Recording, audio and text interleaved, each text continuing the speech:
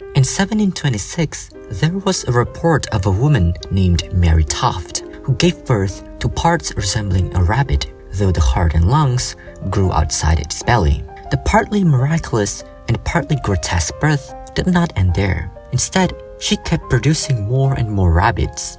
In total, she supposedly gave birth to 9 rabbits, but they all died after being brought into the world. The cause of these rabbit births was said to be a rabbit that Toft saw while she was pregnant with a child she later miscarried. But rabbits were only the beginning. She later gave birth to parts of a cat and even a pig. However, suspicions grew, and as more people closely examined the unnatural births, Toft finally confessed that it was all a hoax. After her initial miscarriage, her cervix was accessible enough for an accomplice to insert the claws and body of a cat, as well as the head of a rabbit. Due to the scandal, she was charged as a vile cheat and impostor for pretending to have given birth to several monstrous births, though I believe she also deserved to be punished for the animal cruelty involved in the hoax. The incident that Mary Toft tried to fabricate was similar to what people called a monstrous birth, where an animal or human child was born with birth defects so severe that they were considered monstrous.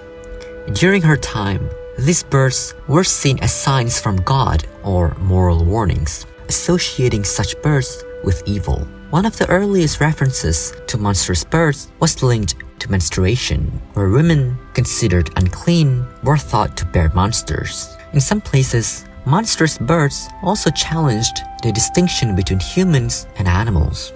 Among the East African Nuer people, monstrous births were treated as baby hippopotamuses accidentally born to humans. So, the appropriate action was seen as clear: to return the baby to where it belonged, into the river. Another explanation our ancestors gave for these births was related to sin, particularly the belief that they were caused by women having intercourse during menstruation. Other than that, some older medical texts also viewed these births as the result of the mother's sickness or emotional distress, believing that the mother's emotions could be transferred to the fetus, a concept known as the theory of maternal imagination. Monstrous birth was also used as a tool of manipulation by society, especially during periods of religious upheaval, and even animals were not spared from humanity's desire for control. For example, the advent of Martin Luther was announced by the birth of the monstrous moon calf in 1522 in Saxony, and the accession of Elizabeth I was also marked by a monstrous birth, serving as a warning to Catholics and other sinners. Continuing the association between God and the physical world, one of the most well-known examples of monstrous birth was the monster of Ravenna, a poor child born with some form of severe congenital disorder, was used by both the Catholic Church and the Protestant Reformation as an omen, symbolically interpreted as a sign against their enemies. In medieval Europe, malformed infants were often abandoned and left to die from starvation, and that was the fate of the monster of Ravenna under the order of the Pope. For a long time, the tragic fate of these poor babies repeated throughout history. However, the association between monstrous births and improper maternal behavior slowly faded over time and was eventually dismissed by reliable authorities, making it easier for society to accept these children. But even though the beliefs surrounding monstrous births have changed, the occurrences themselves never disappeared, and there may come a time when such births happened on a massive scale. In the modern era, the belief that monstrous births come from omens and bad behavior has faded. But with our new lifestyle and rapid economic growth, pollution has come alongside that perceived progress. In contrast to past beliefs about impurity, such as sin or menstruation, modern forms of pollution are far more concrete and tangible. Their consequences can also be clearly seen. During the Vietnam War, the US used Agent Orange as part of its herbicidal warfare program. The US was influenced by the British, who used trixone during the Malayan emergency, where jungle foliage and food crops were destroyed. The US attempted to mimic this strategy to remove enemy cover, destroy food sources, and force enemies out of hiding. Although the herbicide was effective in clearing vegetation, the US ultimately lost the war, and it would later become clear that the people of Vietnam would have to live with something far worse. The impact of Agent Orange was soon evident. The government of Vietnam stated that up to 3 million people suffered illnesses linked to Agent Orange exposure. The US, however, unsurprisingly, denied these claims as unreliable. In a way, those denials did not change what was already unfolding. Children continued to be born with disabilities and health problems, including cleft palate, intellectual disabilities, hernias, and extra fingers or toes. They were left to live with those consequences, whether briefly or for many years.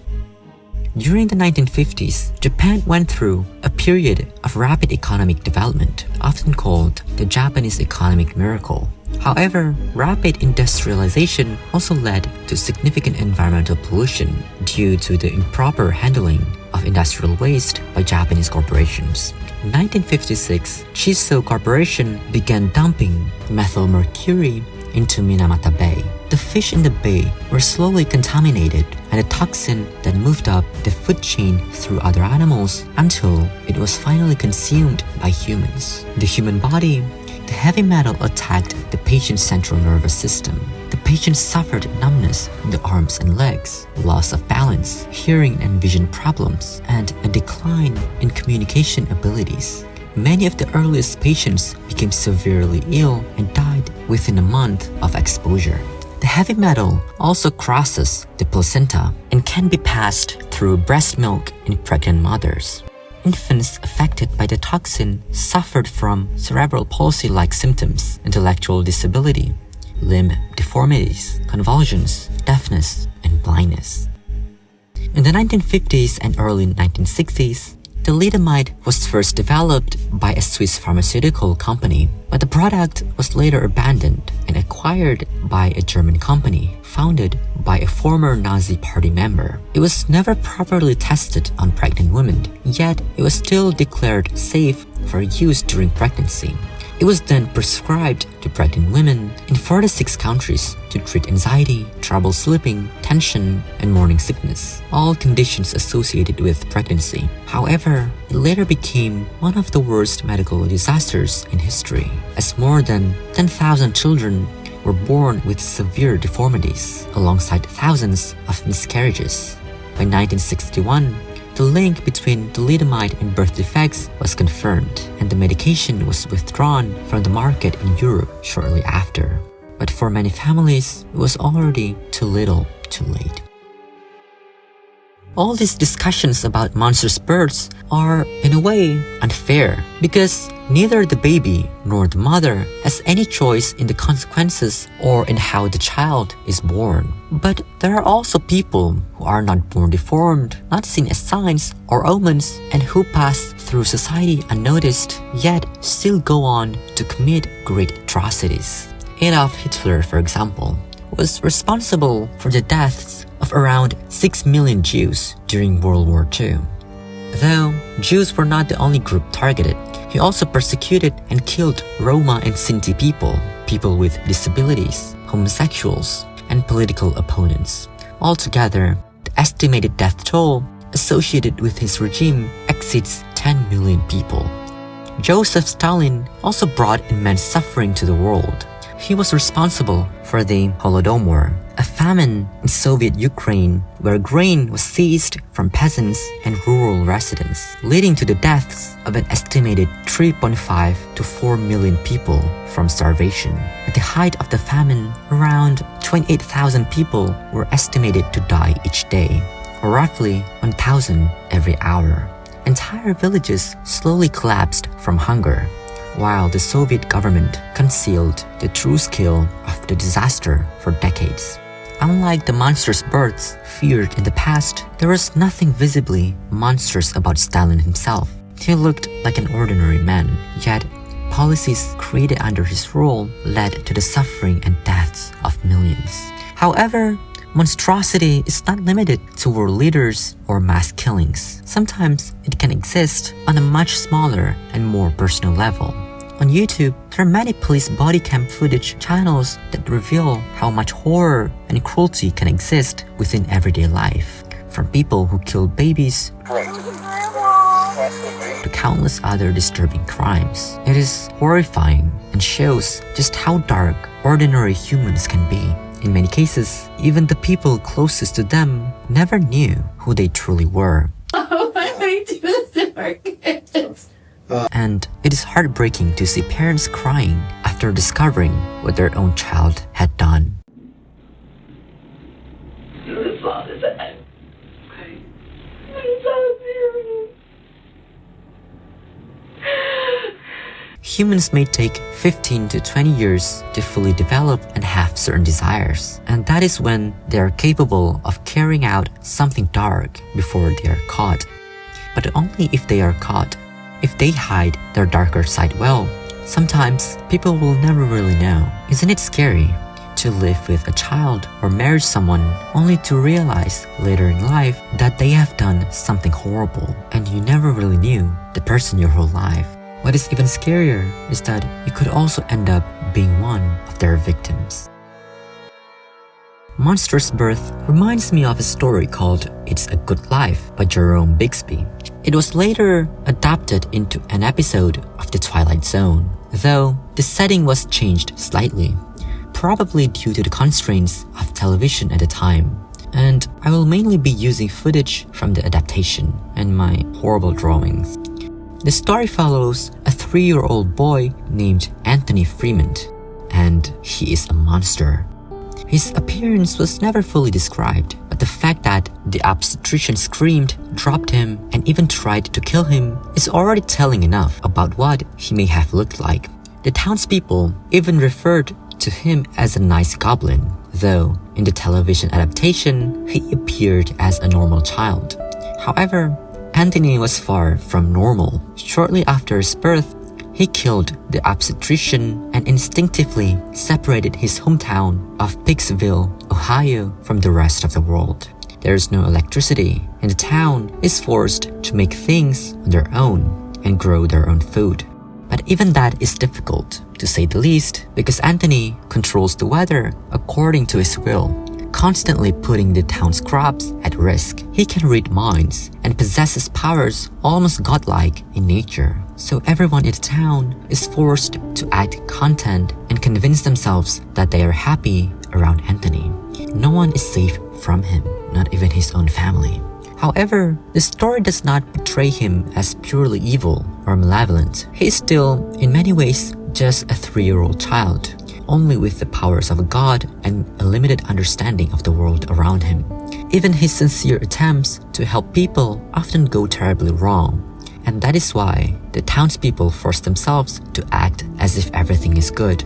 Because if Anthony realizes something is wrong and tries to fix it, things can become far more horrifying than before. The story mostly takes place during a surprise birthday party for the Freeman's neighbor, Dan Hollis. But the atmosphere quickly becomes uncomfortable after Dan gets drunk and starts singing. Anthony hates singing. At one point, Dan turns toward Anthony's parents and cries, "You had to go have him." And he keeps singing even after Anthony walks into the room. Anthony then says that Dan is a bad man and turns him into something so horrible that the townspeople can barely comprehend what they are seeing. His father later convinces Anthony to send Dan away to the cornfield, where many of his previous victims already remain. Earlier that night, Anthony's aunt had casually complained about the heat, so Anthony made it snow, something that would most likely destroy the town's crops and food supply. Yet, despite all that, everyone still forces themselves to smile and say that it was a good day. A child can choose its fate, its parents, or the body it is born into. But that doesn't stop society from judging them. And if you're unlucky enough to be born monstrous, you'll be seen as a bad omen or the result of something impure. But gladly, that perception changed. As we understand the world more through science, we no longer see these unfortunate babies as divine punishment, but rather as a product of unlucky biological circumstances. However, science also brought something else as humans rapidly mess with it, and that is pollution. Pollution that brings a lot of unnatural births, among other things. And this time, we can't blame nature anymore. This time, it's us. Looking back, it's funny how our ancestors saw unfortunate babies as monsters, and yet failed to acknowledge that the ones who caused the most suffering are those with perfect bodies, the ones who look normal. But I guess that's just human nature, and I hope we won't be dumb enough to repeat it again. Thanks for watching. If you enjoyed this video, you can support me on Patreon and follow me on my socials for more content. This was a really fascinating topic to work on. The idea of monstrous birth is just strange and unsettling in a way that I find really interesting. This video took me around a month to make, and I've been trying to stay consistent even with work and everything else going on. To be honest, growth has been a bit slow lately, so it can feel a bit empty sometimes. But I still enjoy making these, and I hope it reaches the people who are interested in this kind of stuff. Take care, and I'll see you in the next one.